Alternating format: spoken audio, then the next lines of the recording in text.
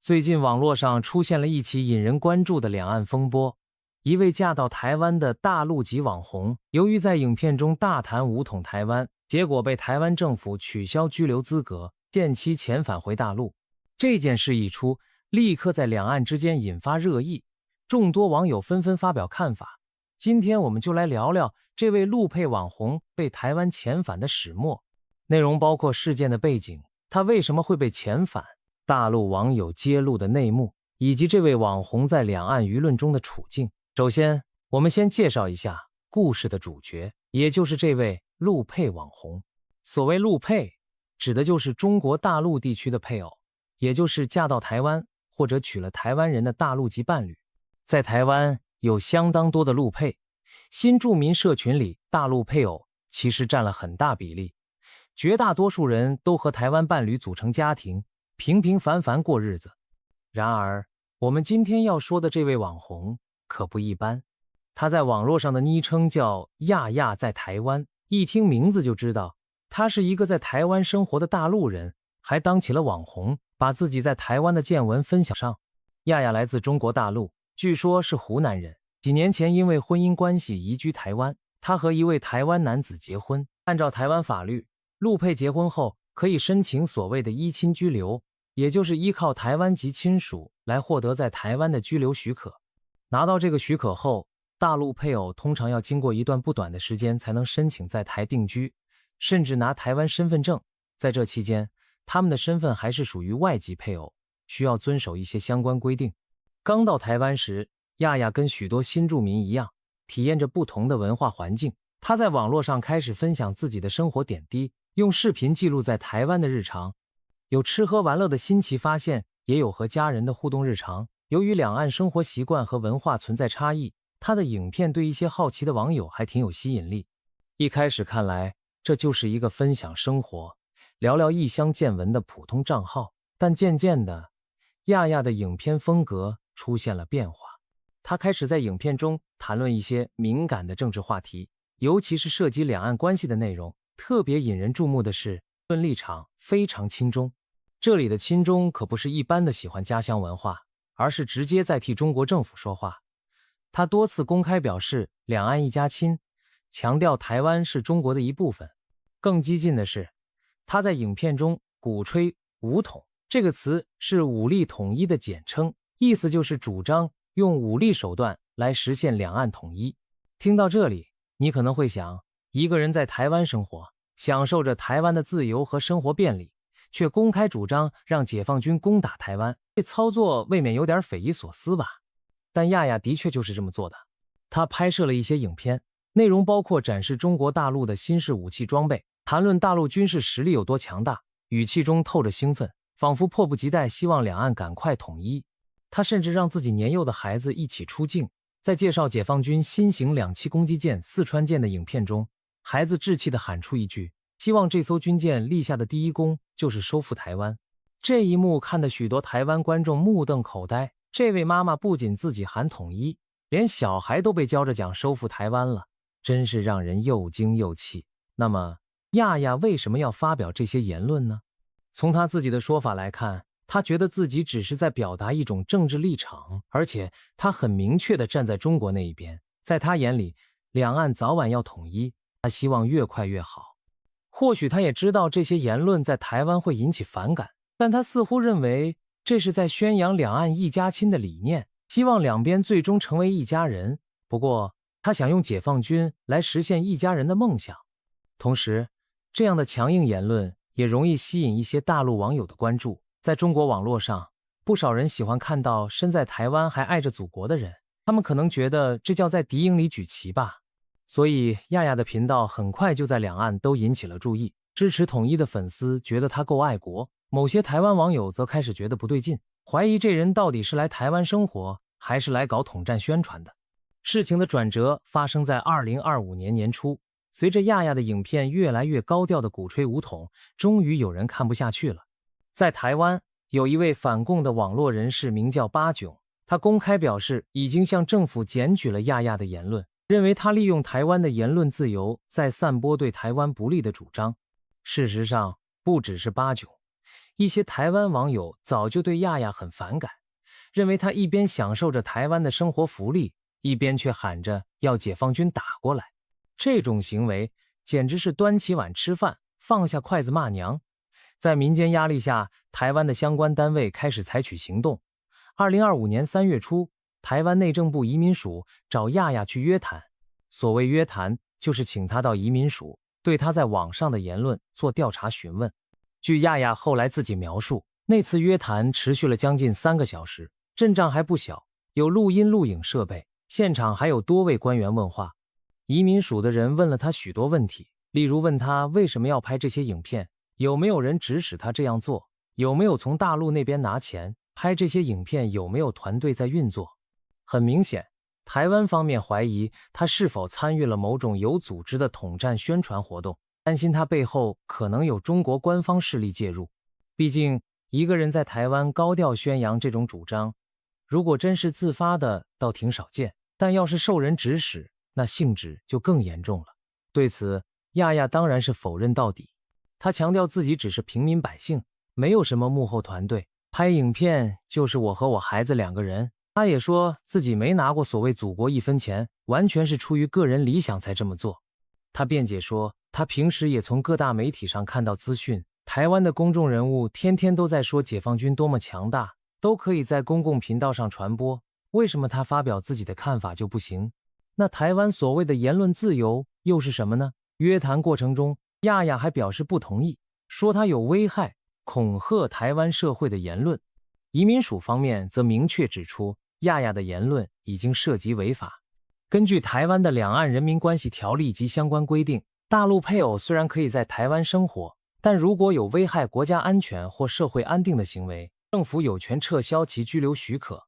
公开鼓吹中国武力犯台，就被视为可能危害台湾社会安全的一种情形。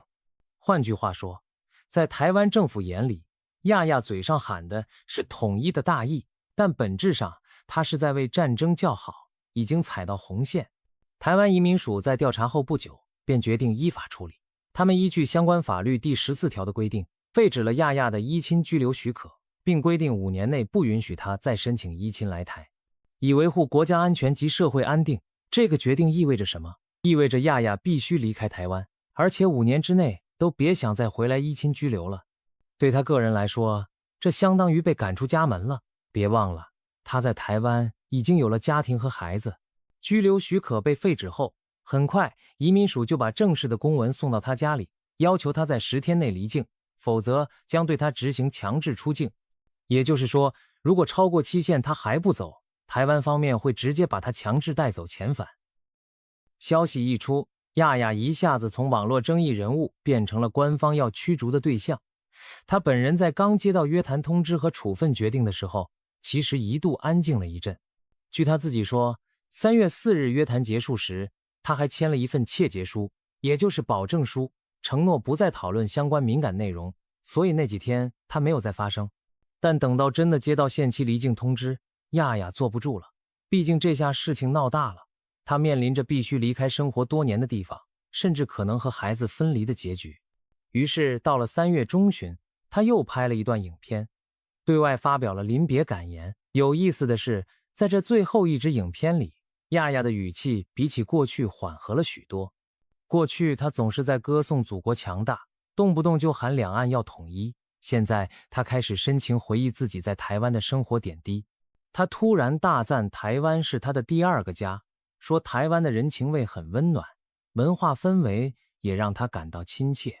他分享了自己刚来台湾时的一些经历，例如第一次使用台湾健保卡看病，觉得健保制度很贴心便利，亲身体验后更加认可。他的父母也曾2次到台湾探亲，每次都是在他生产后才来照顾他。虽然父母在台湾只待了几个月，但对台湾留下了深刻印象，回大陆后也常向亲友宣扬台湾的美好。总之，听起来他对台湾其实是充满感激与喜爱的，仿佛之前那个逢中必挺又喊打喊杀的人根本不是他。亚亚在影片中解释说，他之前保持沉默是因为签了不再讨论的保证书，但现在被要求10天内走人，这打乱了孩子的安排，他实在难以接受。他希望对外澄清一些事情，也希望就算离开，也要清白的离开。这里所谓清白，指的就是他不想被台湾社会当成一个坏人，希望大家别误会他。他表示会持续澄清，为家人争取一个公正。言下之意，他似乎还想扭转舆论，至少不要被妖魔化。不过，从台湾这边多数舆论的反应来看，亚亚想洗白恐怕很难。大部分台湾网友对他这番示好并不领情，有人直接留言表示：早干嘛去了？现在才来赞台湾，太晚了。也有人讽刺他，意思是你的影片其实已经充分证明了台湾的言论自由了，你觉得不自由可以回中国，恭喜你现在可以回祖国享受言论自由去了。可以说台湾网友的嘲讽火力相当猛烈。一方面，大众对他享受台湾资源却不爱台湾这一点很反感，另一方面，大家也抓住他话里的矛盾点开刷。你不是嫌台湾不好吗？那正好回去啊，看看哪边好。说到这里，我们得提一提之前提到的统战。很多台湾人认为亚亚的所作所为不像单纯个人言论，更像是一种统战宣传的工具。所谓统战，就是中共对台湾的一种策略，用各种方式宣扬两岸一体、中国强大而台湾不堪之类的言论，试图影响台湾民心。而亚亚身为陆配却发出这种声音，在部分台湾人看来，他就像是安插在身边的宣传员。所以这次事件也引发更多台湾民众对陆配群体中是否有人从事类似宣传的讨论。有人开始回头检视网络上其他陆配经营的账号，结果还真的发现有几个也在发表类似统一言论的。据了解，至少另外2位常在抖音上发表亲中言论的陆配网红也被人检举，移民署陆续对他们发出了约谈通知。看来亚亚这件事让台湾官方开始全面注意到这类现象，不再视而不见了。那么在大陆那边，对于亚亚被遣返这事又是什么态度呢？这就比较复杂了。一般想象中，大陆官方和爱国网友们应该会力挺亚亚，谴责台湾打压意见，但实际情况有点两极化。一方面，中国官方果然出面了。中国国台办的发言人在例行记者会上被问到亚亚案时，就跳出来痛批台湾当局。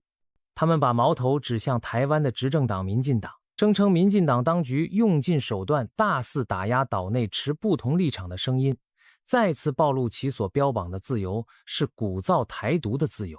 而不是允许统一声音的自由。甚至国台办发言人还点名嘲讽了检举亚亚的那位八囧，用了相当狠的评价，说这种人是宵小之辈，鸡鸣狗盗，为虎作伥，必遭严惩。这16个字骂得非常重，大意就是骂人家卑劣小人，帮着坏人做事，迟早要受到严厉惩罚。可见中国方面对于有人在台湾检举爱国陆配是非常恼火的，直接放了狠话。官方如此表态，自然在大陆媒体上大肆宣扬，营造出一种台湾打压爱国同胞，我们强烈谴责的基调。不过另一方面，民间大陆网友的反应就不尽相同了。由于现在网络资讯发达，很多大陆人也看得到亚亚先前那些言论，以及后来他改口称赞台湾的表态，所以在微博、抖音等平台上，有些网友开始对他产生质疑甚至嘲笑。有的说这人两面讨好，哪边好处多就往哪边倒，现在在台湾混不下去了，又开始夸台湾。也有人批评他，你既然这么爱中国，就不该留在台湾那么久，现在好了吧，终于如愿可以回到祖国怀抱了，请便。还有人替台湾政府鼓掌，表示他明显更爱大陆，那当然就让他带着孩子回大陆生活，很合理呀。特别值得一提的是，不少网友都提到了一个自由的对比。他们讽刺地说，亚亚口口声声质疑台湾的言论自由，但事实上他能在台湾说出那些亲中的言论，而一开始啥事没有，本身就是台湾自由的体现。如果换作台湾人在中国境内喊打倒共产党试试看，恐怕早就被请去喝茶或者直接吃牢饭了。甚至如果一个大陆人在大陆公开喊支持台独，下场也绝对比遣返更惨。这些评论相当一针见血地指出了尴尬的现实。亚亚在台湾喊统一挺共，最终不过是被取消居留，赶回老家。而他回到中国之后，还真不一定能随便在网上发表他想发表的内容。大陆网友的这些反应，也让亚亚的形象在他们那边变得有些尴尬。本来一部分爱国青年可能挺欣赏他的，但看到他最后时刻对台湾的示好言论，难免有人觉得他不够硬气，而理性的网友则干脆认为他是在两头捞好处，哪边都不值得信任。说白了，亚亚现在陷入了一种两面不讨好的境地。在台湾这边，他已经被贴上了统战工具和不受欢迎人物的标签；在大陆那边，他也未必能成为真正的英雄，反而可能被边缘化。有人形容他现在是里外不是人，说的就是这个意思。无论台湾还是大陆，好像都没有人真正在他这一边。支持统一的人觉得他办事不力，还露了怯；支持台湾民主的人巴不得他走得越远越好。网红做到这个地步，可以说相当惨烈。除了个人的得失，这件事背后还有一些值得探讨的社会影响。首先是言论自由的尺度问题。台湾作为民主社会，言论自由受到法律保障，但并不意味着可以毫无限制地发表任何言论。尤其像亚亚这样，身为非台湾籍人士，却在台湾呼吁解放军攻打台湾，这已经不只是一般意见，而带有明确的威胁和挑衅性质。在这种情况下，政府介入处理是有法律依据和现实考量的。这也让人们思考，在民主社会里，对鼓动暴力或破坏民主制度的言论应该如何拿捏分寸。毕竟如果完全放任，或许就给了极端主张者可乘之机，但若管太多，又怕钳制言论自由。亚亚的案例算是提供了一个参考，台湾选择了在法律范围内出手，既表明了态度，也遵循了法律程序。其次，这件事让两岸之间本来就紧张的舆论氛围又添了一把火。台湾民间可能会对陆配这个群体产生更多质疑和警惕。以前大多数人觉得新住民来台湾就是求生活安定，政治立场可能没那么重要，但现在发现，原来也有人在台湾过日子的同时，高调宣扬对岸那一套，甚至不惜以牺牲台湾为代价，这难免让一些台湾人心里不舒服，甚至开始对整个陆配族群提高警戒，担心会不会有更多亚亚在身边。当然，我们也要看到，多数陆配其实是安分守己的，这种极端案例还是少数，但少数人闹出的风波，可能让大多数无辜的陆配都跟着被侧目，这也是一个隐忧。反过来看，对大陆方面，亚亚事件某种程度也揭示了所谓大外宣或者民间统战的一种困境。本想着通过一个嫁去台湾的女子来传达祖国声音，结果适得其反，最后闹到人被赶走。这说明在言论环境相对自由的地方，舆论自有一套免疫系统。大部分台湾人对明显的统战内容并不买账，甚至会反击。大陆要是真的想用这种网红来影响台湾，恐怕还得三思其效果。更讽刺的是，亚亚本人可能也没捞到什么好处，他不仅没有成功感化多少台湾人心，反而丢掉了自己在台湾安稳的生活。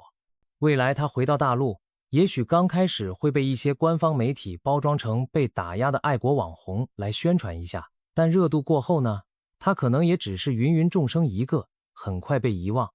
而且他还得面对跟孩子分隔两地的困境，如果他的小孩留在台湾的话，想到这里，不禁让人替他感到一丝凄凉。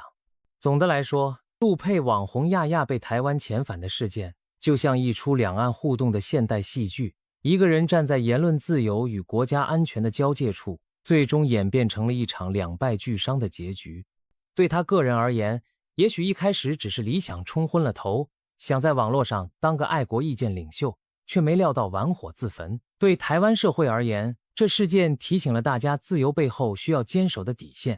而对大陆舆论场来说，则再一次反映出体制内外对于自由二字的不同理解和诠释。希望这样的故事以后少点发生吧，毕竟家庭和乐以及两岸和平才是绝大多数普通人真正想要的生活。下次如果再有人一边享受着这边的好处，一边喊着那边的口号，或许他也该想想前车之鉴，别到了最后搞得自己两边不是人，那可就太划不来了。